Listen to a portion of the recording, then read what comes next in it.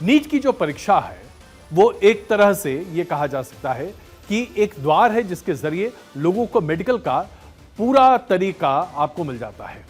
और इसमें हम आपको यह बताना चाहते हैं कि लोगों के पास एक जरिया बनता है जिससे बच्चे अपने भविष्य को तय कर पाते हैं, खास करके अगर वो मेडिकल के क्षेत्र में जाने वाले हैं। इस पूरे मामले पर सुप्रीम कोर्ट में सुनवाई चल रही है।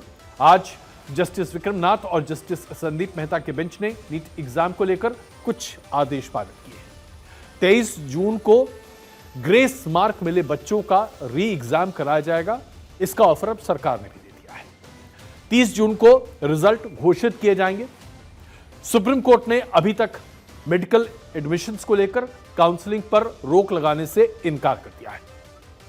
दरअसल एनटीए ने सुप्रीम कोर्ट को यह बताया कि 1563 ऐसे उम्मीदवार हैं जिनके स्कोर कार्ड को रद्द करना पड़ेगा, और वो इसलिए क्योंकि एनटीए ने यहां पर इनको ग्रेस मार्क्स दिए थे। एनटीए ने कहा कि इन 1563 छात्रों की दोबारा परीक्षा होगी जो कि 26 तारीख को होने जा रही है, और उसका रिजल्ट 30 तारीख तक आ जाएगा।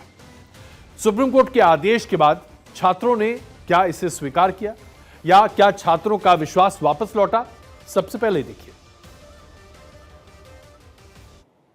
देखो, इससे कुछ इन लोगों ने बस गुमराह करने की कोशिश की है, क्योंकि 3000 रैंक जो मैं एक्सपेक्ट कर रहा था इस बार, मेरे 671 मार्क्स थे, इस बार 14000 है वो रैंक गई है। तो 11000 बच्चों का ये जो डिफरेंस आया है, बच्चे इतना तो पढ़ने ही नहीं लगे। वो तो ठीक है कि 15,000 का ये 16,000 का ग्रेस मार्क्स के लिए हो रहा है, लेकिन हमने और एक्सपेक्ट किया था, क्योंकि हमें क्लियरली पता है कि 16,000 से ज़्यादा अमाउंट है जिसमें ग्रेस मार्क्स दिए गए हैं। जब उनको री एग्ज़ाम लेना ही था तो उन्होंने ग्रेस मार्क्स क्यों दिए, और ग्रेस मार्क्स दिए भी तो आपने उनको पब्लिश क्यों नहीं करा, आपने उनको ब्राउशर में अपने क्यों नहीं लिखा कि हम ग्रेस मार्क्स देंगे अगर टाइम का लॉस होता है। तो इतना सवाल करने के बाद आप आज आके बोलते हो कि हम दोबारा रीटेस्ट देंगे। बच्चों की ये निराशा सुप्रीम कोर्ट के आदेश और सरकार के फैसले के बाद जो निकल कर आ रही है, वो बताती है कि आज हमारे देश के बच्चों को हमारी ही परीक्षा प्रणाली पर यकीन नहीं है। यह यकीन खत्म हो चुका है। इसके बावजूद शिक्षा मंत्री धर्मेंद्र प्रधान जो एक्शन में दिखाई दे रहे हैं, उनका यह मानना है कि देश में नीट की परीक्षा, खास करके नीट मेडिकल की परीक्षा में कोई भी पेपर लीक नहीं हुआ है। ऐसे कोई सबूत नहीं मिले और ना ही किसी छात्र का नुकसान हुआ है। छात्र जबकि शिक्षा मंत्री की किसी भी बात को मानने से इनकार कर रहे हैं। हां, उनका जरूर यह कहना है कि दोषियों के खिलाफ कार्रवाई करेंगे। अगर कहीं कोई सिस्टम में गड़बड़ी है ही नहीं, कोई दिक्कत हुई नहीं, तो किस दोषी पर आप कार्रवाई करेंगे साहब? सवाल तो ये उठता है, लाजमी है। आइए आपको दिखाते हैं शिक्षा मंत्री धर्मेंद्र प्रधान ने कहा क्या है। स्पेसिफिक घटना जो आए हैं उसको सरकार गंभीरता से लिया है। एकेडमिशियंस की कमेटी बनी है, उन्होंने कुछ रिकमेंडेशन किया है, उस हिसाब से सरकार आज कोर्ट के सामने उस पक्ष को रखेगा। जो घटना हमारे सामने आई, निश्चित रूप में दोषियों को उसमें दंड दिया जाएगा। लेकिन मैं विद्यार्थियों को मुख्यतः और अभिभावकों को आश्वस्त करना चाहूंगा, भारत सरकार और उसकी इंस्ट्रूमेंट एनटीए कमिटेड है बच्चों को ट्रांसपेरेंट तरीका से अपनी संतुष्टि से न्याय देने के लिए। एचआरडी मिनिस्टर धर्मेंद्र प्रधान ने बच्चों को यह आश्वासन देने की कोशिश की कि कहीं कोई गड़बड़ी नहीं है, लेकिन इसमें कोई सवाल नहीं है कि आज देश में बच्चों के दिल में यह शक बैठ चुका है, यह संशय बैठ चुकी है कि सब कुछ गड़बड़ है। पूरे सिस्टम में दाल काला नहीं, पूरी दाल ही काली है। और यह वजह इसलिए है क्योंकि नीट के ये एग्जाम और एनटीए सवालों के घेरे में है। हमने सबसे पहले आपको दिखाया था मिस्टर एनालाइजर के शो में ही कि किस तरह से ग्रेस मार्क्स को लेकर यह पूरा बखेड़ा इस साल शुरू हुआ है। शुरू में एनटीए ने ग्रेस मार्क्स को जस्टिफाई करने की, सही ठहराने की कोशिश की, लेकिन जब बच्चों का विरोध बढ़ा, अभिभावकों का विरोध बढ़ा, प्रदर्शन हुए, चौतरफा दबाव हुआ, तो एनटीए ने अपने पैर पीछे घसीटे। ऐसे में सवाल खड़े होते हैं। सवाल सबसे पहला, एनटीए ने ग्रेस मार्क्स की यह पूरी जो थियोरी है, ये बेसिस किस आधार पर निकाली? क्या आधार था इसका? क्या ऐसा कभी पास्ट में हुआ है? क्या किसी देश में ऐसा कभी कुछ हुआ है? नहीं। तो एनटीए इस तरह की गलती कैसे कर सकता है? बच्चों के भविष्य के साथ खिलवाड़ कैसे कर सकता है? एनटीए को पता था कि ग्रेस मार्क्स से सिस्टम चरमरा जाएगा, ग्रेस मार्क्स से एक ही जगह पर स्थिति कैसे बर्बाद होगी यह भी पता था। फिर भी एनटीए ने यह काम किया। यह भरोसा तोड़ने वाला काम है कि नहीं, जरा बताइए। क्या एनटीए के कार्यप्रणाली को पूरी तरीके से जांच कर उसके फॉरेंसिक ऑडिट की जरूरत है? अगर ऑडिट नहीं होगा तो कैसे पता चलेगा कि एनटीए की कार्यप्रणाली में कहां और क्या क्या गलत है। जो एग्जाम कंडक्ट करवाने के लिए पूरे देश भर में सिस्टम बनाने की आवश्यकता है, अगर वो एनटीए के पास नहीं है, उसमें लीकेजेस है, पिल्फरेज है और उसकी वजह से चीटिंग होती है, पेपर लीक होता है, इसकी जिम्मेदारी किसकी है? जिम्मेदारी किसी को तो उठानी पड़ेगी। सबसे बड़ी दिक्कत क्या है? आज बच्चों का भरोसा टूट चुका है और हम आपको समझाते हैं इन आंकड़ों के आधार पर कि कैसे। सबसे पहले देखिए, अभी स्क्रीन पर आपको यह दिखाई देगा, 720 में से 720 नंबर आने वाले 2014 में 24 में 67 कैंडिडेट्स हैं। यही जब आप पिछले साल देखते हैं तो 720 में से 720 पाने वाला सिर्फ एक कैंडिडेट था। इस बार जो पूरा गड़बड़ झाला हुआ है उसकी वजह से क्या दिक्कत हुई आपके सामने है।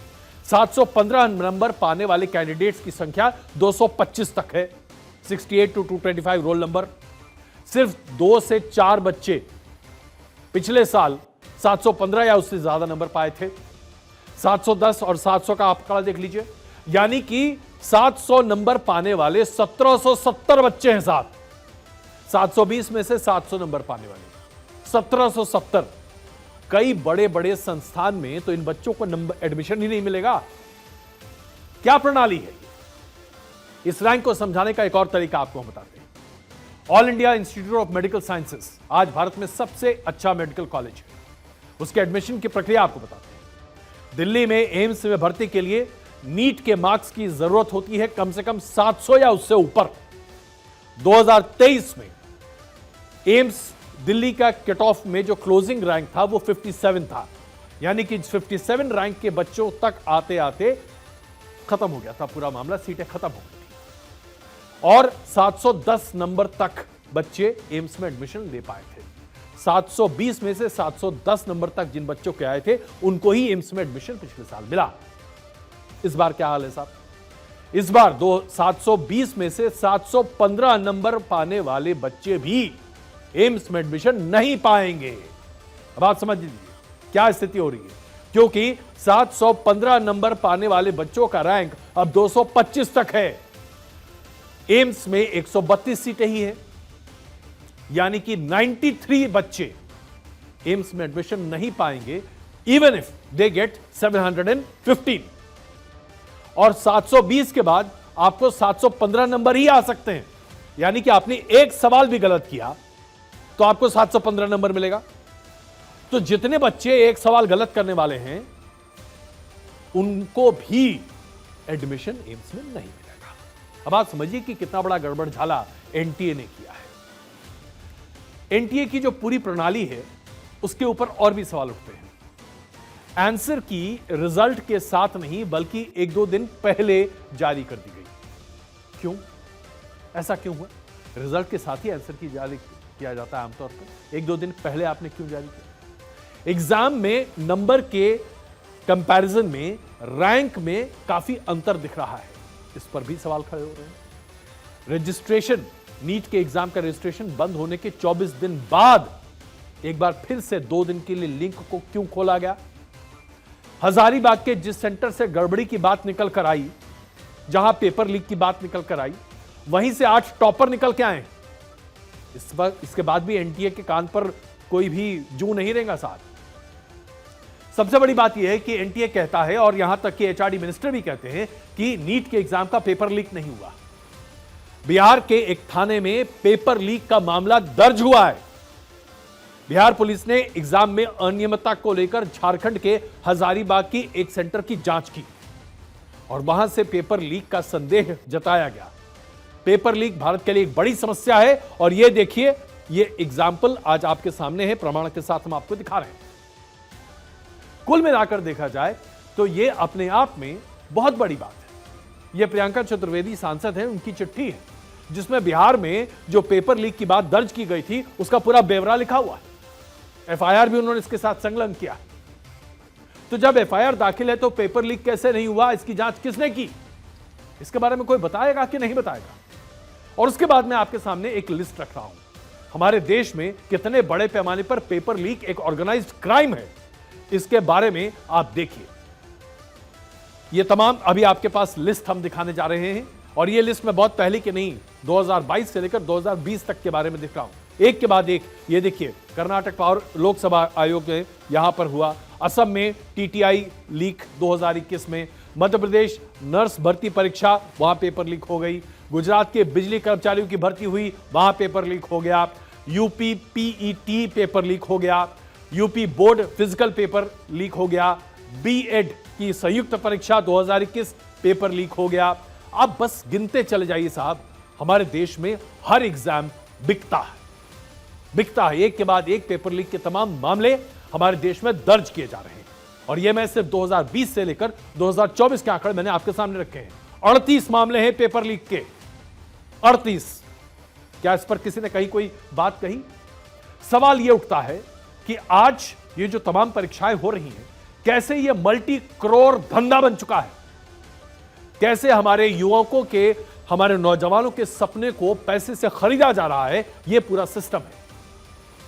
सवाल यह भी उठता है कि पेपर लीक के साथ कैसे बच्चों के भविष्य के साथ हम खेल रहे हैं। एनटीए जैसे तमाम संगठन क्या एग्जाम को कंडक्ट कराने की योग्यता नहीं रखते? बार बार पेपर लीक की समस्या क्यों निकल कर आती है? और अगर यहां पर सिस्टम नहीं है तो इस सिस्टम को बहाल क्यों नहीं किया जा रहा? सबसे बड़ा सवाल तो आज मैं सरकार के सामने रखता हूं, क्यों नहीं इस सिस्टम को देखा जाए, इसकी फॉरेंसिक ऑडिट की जाए, और अगर इसमें गड़बड़ियां हैं तो इसे ऑर्गेनाइज्ड क्राइम क्यों ना कहा जाए? It is an organised crime, इसके अलावा और कुछ नहीं है ये। और सबसे मजेदार बात तो यह है साहब कि एनटीए की जांच एनटीए के ही चेयरमैन कर रहे हैं। कैसे निष्पक्ष होगी ये जांच? तभी तो सीबीआई जांच की मांग हो रही है। इसके लिए याचिका भी दायर की गई है कोर्ट में कि सीबीआई जांच हो, लेकिन सरकार इसके लिए कर तैयार नहीं है। एक और सवाल मैं आपको छोड़े जाता हूं। इस देश में सिविल सर्विस के एग्जाम्स यूपीएससी कंडक्ट कराती है। सिर्फ सिविल सर्विस के नहीं, तमाम जो सरकारी संस्थान हैं वहां पर भी सिविल सर्विसेज के एग्जाम्स होते हैं। यूपीएससी इंजीनियरिंग के एग्जाम्स कराता है, यूपीएससी उसके साथ साथ टेक्नीशियंस के एग्जाम कराता है, फॉरेन सर्विसेज के कराता है, कई तरह के एग्जाम्स कराता है। आज तक आपने यूपीएससी पेपर लीक सुना है क्या? क्या आपने कभी सुना कि आईएएस आईपीएस के एग्जाम में कोई डुप्लीकेट कैंडिडेट जाकर बैठ गया और उसने आईएएस आईपीएस का एग्जाम दे दिया? नहीं। तो यूपीएससी के एग्जाम में क्यों नहीं होता ये सब? ये बच्चों के साथ ही क्यों खिलवाड़ हो रहा है? इसलिए आज सरकार को इसका जवाब देना पड़ेगा, और इसके लिए सरकार को पूरे सिस्टम को ओवरऑल करने की जरूरत है। अगर ऐसा नहीं होगा तो बच्चे यूं ही अपने देश के सिस्टम पर भरोसा नहीं करेंगे, और इससे बड़ा विश्वासघात बच्चों के साथ है।